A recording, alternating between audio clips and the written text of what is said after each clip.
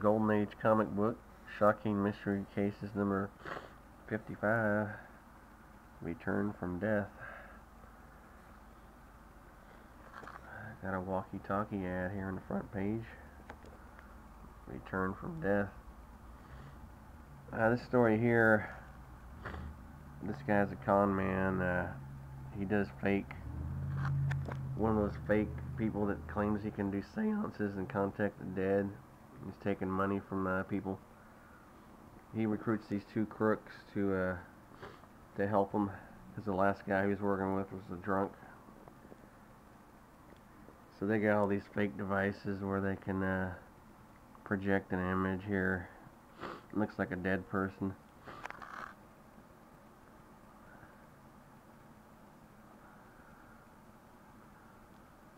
So they're making a lot of money off of these suckers, they call them. So soon these two thuggy guys that he recruited, they decided they don't want to share the money with him, so they're going to take him out. So they get this idea to hook some wires up to his chair.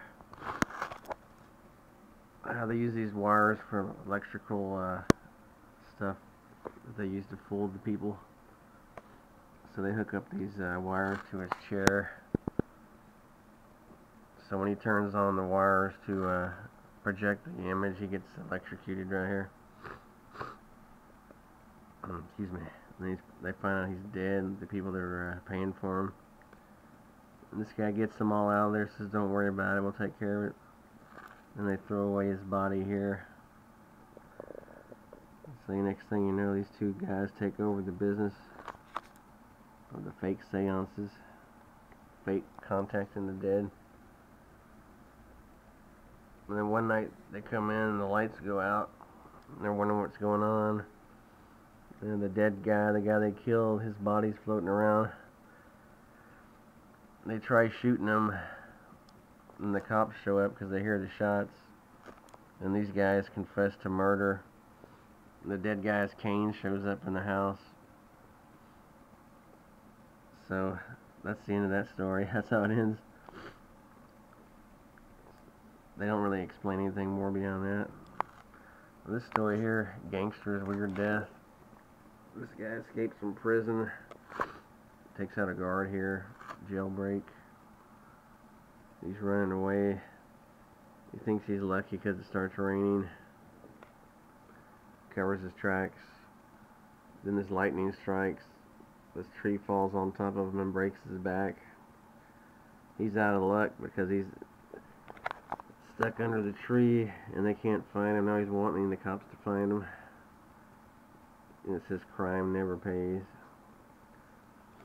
That's the end of that one. Black Sorcery. Reduce. Giant beach ball. $1. Shoot to kill. True crime story. This guy and his girlfriend are showing up to this guy. He wants them to do some kind of job for him.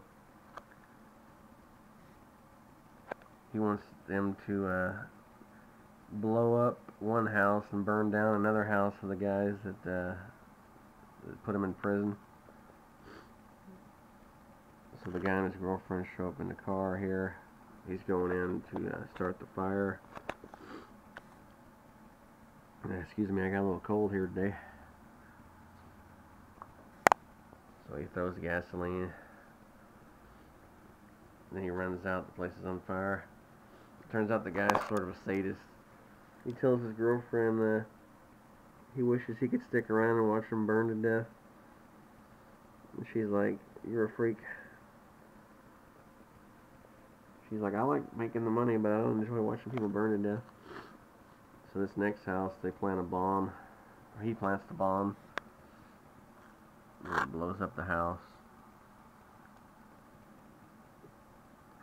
And the cops are after him. This guy's a witness. He says he saw the guy and the girl leaving the other guy's house, the one that set the thing up. So they're going after him now. After the guy and girl. So they grab the girl first. She starts honking the horn to warn the guy. He comes out. Oh, they both come out running through the woods. They catch the one guy that wouldn't set up the thing. This guy gets away, and like 2 months later, he's leaving a freight train. And the cops spot him. And the guy starts shooting one of the cops.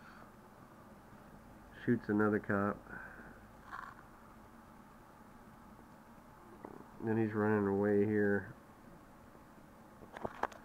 They flag down a car.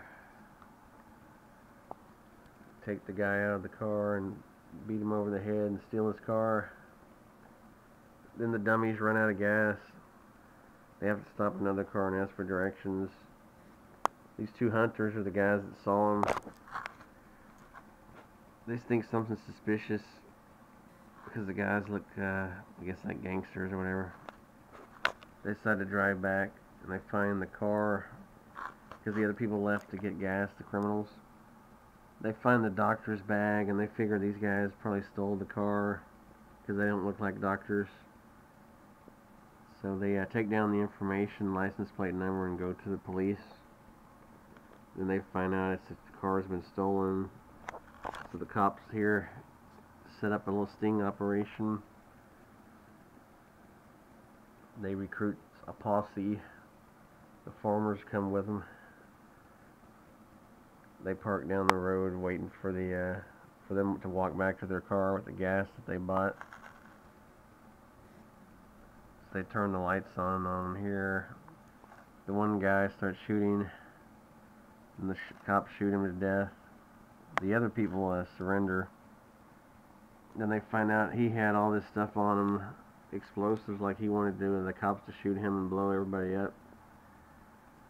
That's the end of that story. Wasn't the greatest. Trial and execution. This is a weird story about an Englishman, true story, from 1765, was executed for forging a stamp on a document. It's only saved him $5. Supposedly a true story. They were strict back then. And the trio of terror, these three losers here, they're on a freight train because they're bums. They plan on doing a kidnapping or thinking about doing some kind of crime. These guys are the train cops. They're looking through the freight train empty carts to make sure nobody's hiding out. And they give them a warning. They tell them, anybody hiding, they can just come out and we won't call the cops. But these criminals are so stupid. For some reason, they come out and start assaulting the guy. That's after this page. Here's an ad for 70 action-packed spaceships for $1. 101 picture plans. Things to make and play. I don't get it. So these guys are idiots. Instead of just leaving, they decide to assault well, this guy assaults one of his fellow criminals for talking back to him. He wants to be the leader. Then they beat up the guy that was working the freight train yard, take his gun, which is stupid. They didn't need to do that. Then they're running away here, running away some more.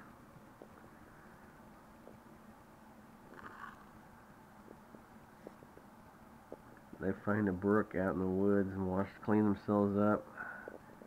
They decide to go into a suburban all-night cafe, get some food. Then they decide to rob the place. They tell the guy, how much money you got in the register? The guy grabs a club, starts fighting one of the criminals. Then the other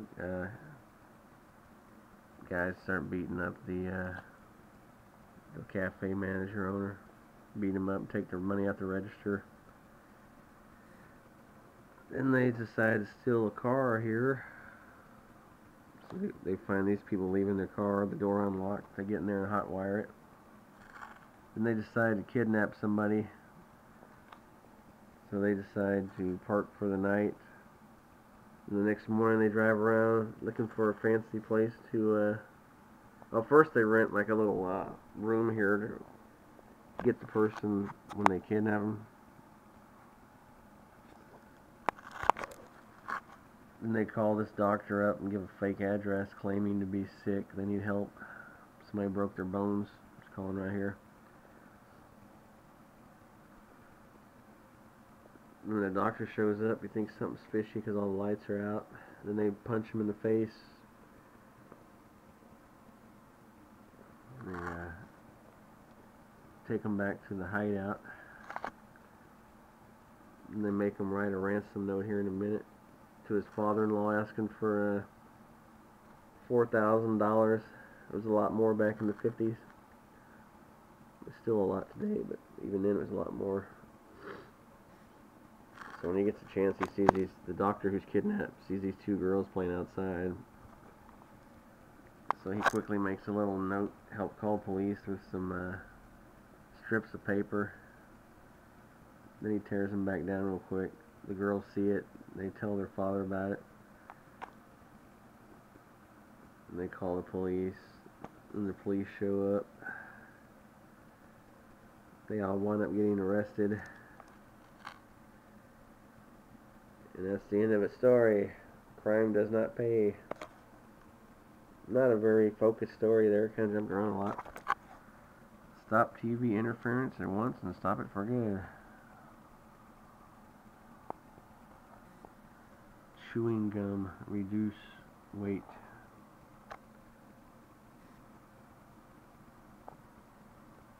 And that's the front cover again. Shocking Mystery number 55. Cool.